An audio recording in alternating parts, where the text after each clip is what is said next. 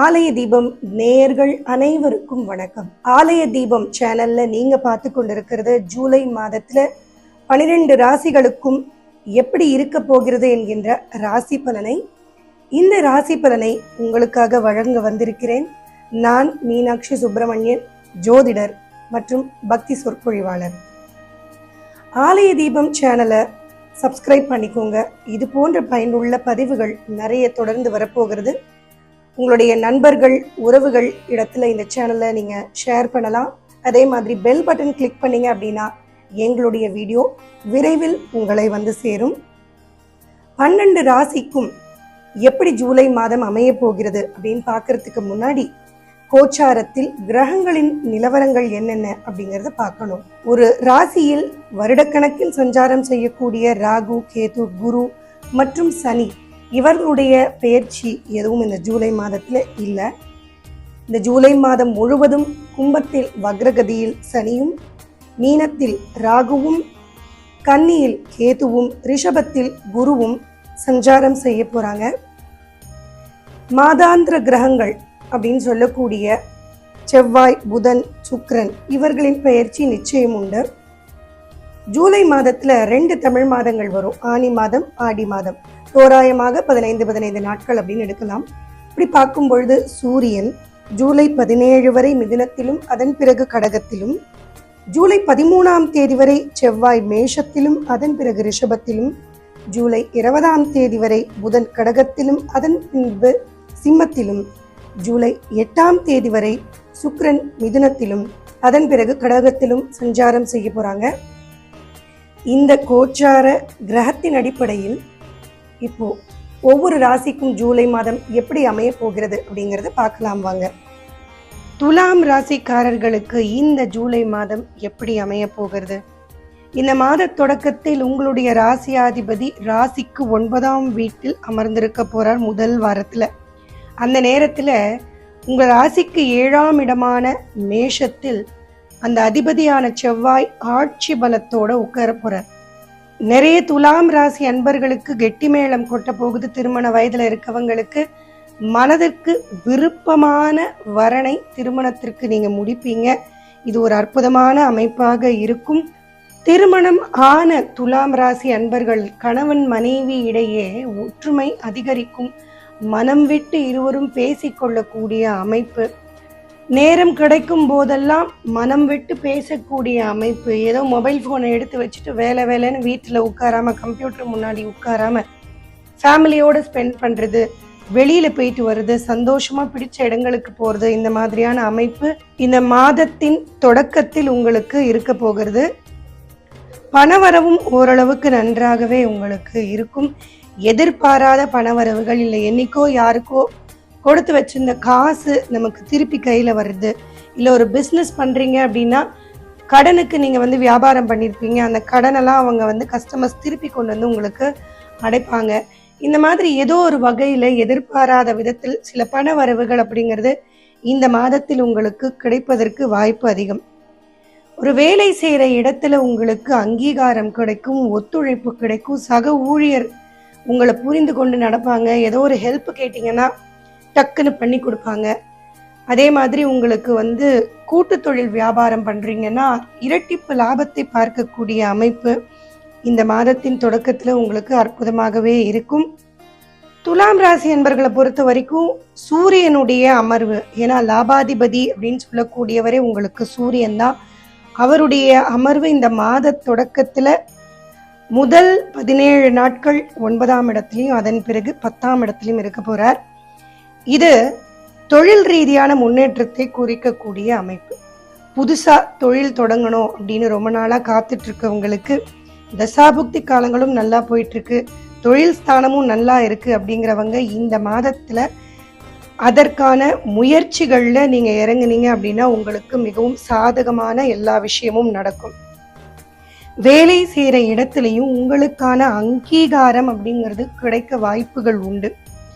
இவ்வளவு நாளா வேலை செய்கிற இடத்துல நான் யாருன்னு ப்ரூவ் பண்ணுறதுக்கான சான்சஸே கிடைக்கல அப்படின்னு வருத்தத்தில் இருக்கக்கூடியவர்களுக்கு வாய்ப்புகள் கிடைக்கும். அந்த வாய்ப்பை நீங்கள் சரியாக பயன்படுத்தி கொண்டு உங்களுடைய வேலையில் ஒரு முன்னேற்றத்தை பார்க்கக்கூடிய அமைப்பு இந்த மாதம் முழுவதுமே இருக்கு உங்களுக்கு. தந்தை வழியில் தொழில் எடுத்து நடத்தக்கூடியவர்களுக்கு நல்ல லாபம் உண்டாகும். தந்தையிடத்திலேருந்து நல்ல ஆலோசனைகள் நிறைய பேருக்கு கிடைத்து அதை பின்பற்றி நீங்க முன்னேறக்கூடிய அமைப்பு இதெல்லாம் இருக்கு. தந்தை வழியில் சொத்துக்கள் சேரணும் அப்படின்னாலும் நிறைய பேருக்கு கிடைக்கிறதுக்கான சாத்தியக்கூறுகள் உண்டு. வீட்டில் இருக்கக்கூடிய பெரியவர்களின் அனுகிரகம் இருக்கு. அதனால ரொம்ப நாளா வீட்டில் இந்த விஷயம் நான் எல்லார்கிட்டையும் பேசி முடிவெடுக்கணும்னு வெயிட் பண்ணிட்டு இருந்தேன் அப்படின்ற எந்த விஷயமாக இருந்தாலும் அதையெல்லாம் பேசி நீங்கள் ஒரு முடிவுக்கு வருவீங்க. அதே மாதிரி வேலை செய்கிற இடத்துல கூட உங்களுக்கு மேலதிகாரி உங்களை புரிந்து கொள்வார். அதனால் நிறைய ப்ரப்போசல்ஸ் எல்லாம் நீங்கள் வைப்பீங்க. உங்களுடைய ப்ரமோஷன்ஸ், இன்க்ரிமெண்ட்ஸ், தடைப்பட்டு நின்ற விஷயங்கள் எல்லாமே அழகாக நடக்கக்கூடிய அமைப்பு உண்டு. ஆன்மீக ரீதியான பிரயாணங்கள் நிறைய பேர் போகணும்னு நினைப்பீங்க. நிறைய இஷ்ட தெய்வ கோவில், குலதெய்வ கோவில்களுக்கு போகணும் அப்படிங்கிற எண்ணங்கள் மனதில் தோன்றக்கூடிய அமைப்பு உண்டு. சுப செலவுகள் இல்லத்தில் அதிகரிக்கும்.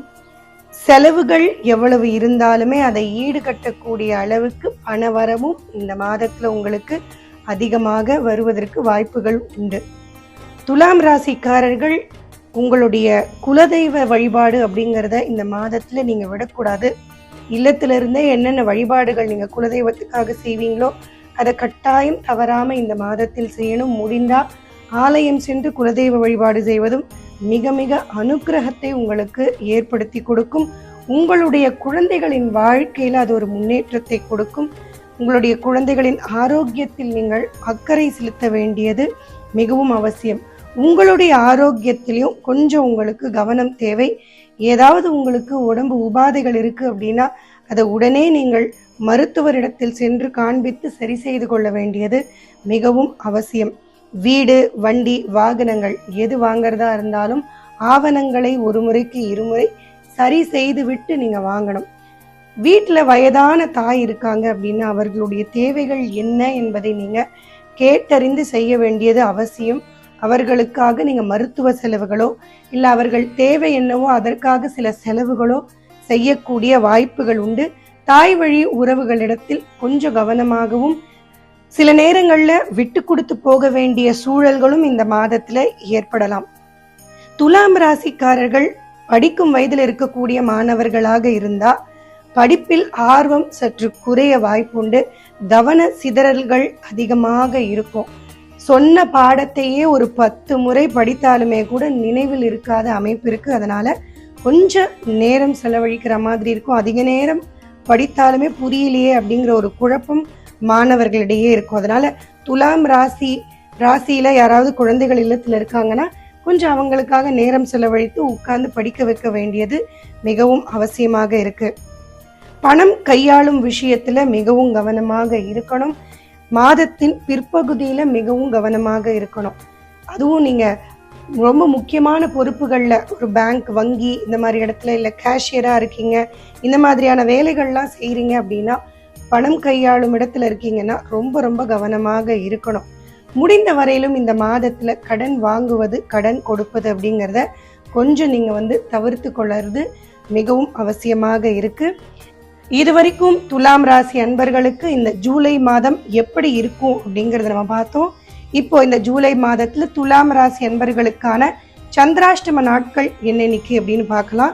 2 சந்திராஷ்டம நாட்கள் வரும் ஜூலை மாதத்துல. 1 ஜூலை மாதம் 2ஆம் தேதி காலை 11:14 தொடங்கி ஜூலை மாதம் 4ஆம் தேதி மதியம் 3:58 முடிவடையும்.